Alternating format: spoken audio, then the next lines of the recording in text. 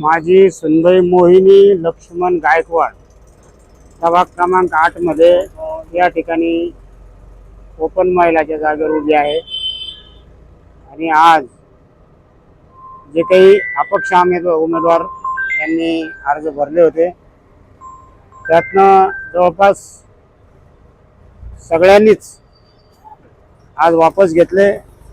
जे पक्षाचे बंडखोर होते त्यांनाही पक्षाने विनंती केली, त्याही अशा 6-7 जणांनी उमेदवारी अर्ज पाठीमागे घेतले। आणि आमच्या गावचे माजी नगरसेवक गोकुळ मलके यांनी पक्षाच्या विनंतीला मान देऊन आणि गावच्या सर्व प्रमुख व त्यांचा ओबीसी पुरुष म्हणून आणि पत्नीचा ओपन महिला म्हणून जो काही फॉर्म भरला होता तो फॉर्मही त्यांनी आज विड्रॉल केला। त्याबद्दल मी सर्व जे काही ज्यांनी फॉर्म माझ्यासाठी वापस घेतले त्यांचे या ठिकाणी ऋण व्यक्त करतो।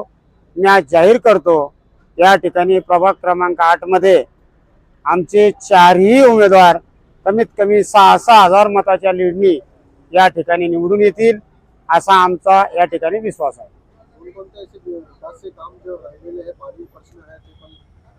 जवळपास 80% प्रश्न सुटलेले आहे आणि प्रश्न महत्त्वाचा आहे तो पाण्याचा। तो प्रश्न येते 1 ते 1.5 महिन्यामध्ये 100% सुटल्याशिवाय राहणार नाही। नागरिकांना दुसऱ्या दिवशी पाणी या पुढच्या काळात आम्ही देण्यासाठी सातत्याने सभागृहात गेल्यानंतर शासनाला भांडणार आहोत आणि भांडण्याची गरजच नाही आहे। आपल्याला माहिती आहे देवेंद्रजींनी समांतर योजनेची जी स्कीम हाती घेतली ती अति जलद गतीने या ठिकाणी चालू आहे। आम्हाला सभागृहात जाऊच तर नागरिकांना पाणी मिळेल असा माझा विश्वास। सर्वप्रथम सर्व मतदार बंधू आणि भगिनींना नम्र विनंती की माझी पत्नी, मी अशोक सखाराम लुटे, माझी पत्नी रंजना अशोक लुटे ह्या भारतीय जनता पार्टीच्या महिला ओबीसी उमेदवार म्हणून प्रभाग क्रमांक 9 मधून प्रतिनिधित्व करीत आहे। आणि म्हणूनच मतदारांना विनंती आहे की त्यांनी भारतीय जनता पार्टीचं जे काम आहे 2014 पासून त्याची ओळख ठेवून त्याची आठवण करून भारतीय जनता पार्टीचे जेवढे बी उमेदवार कमळ या चिन्हावर उभे आहे त्यांनी अत्यंत भरघोस अशा मतानं निवडून द्यायचं आहे। 9 हा प्रभाग संपूर्ण नवीन वसाहत, जवळजवळ 75-80% नवीन वसाहत आहे। त्या वसाहतीमध्ये भारतीय जनता पार्टीच्या वतीनं कार्यकर्त्यांनी भरपूर अशा सुविधा रोडच्या, लाईटच्या, पाण्याच्या, ड्रेनेजच्या दिलेल्या आहेत। परंतु अंतर्गत रस्ते आणि आणखी काही ठिकाणी ड्रेनेज लाईन, पाणी आणि इतर नागरी सुविधाचा अभाव अजून सुद्धा त्या प्रभागामध्ये काही प्रमाणात आहे। तो सर्व 9 नंबर हा प्रभाग अत्यंत उच्च पातळीचा आणि चकचकीत करण्याचा प्रयत्न केवळ भारतीय जनता पार्टीच्या हातात सत्ता आल्यावरच होऊ शकते अशी मी मतदारांना विनंती करतो।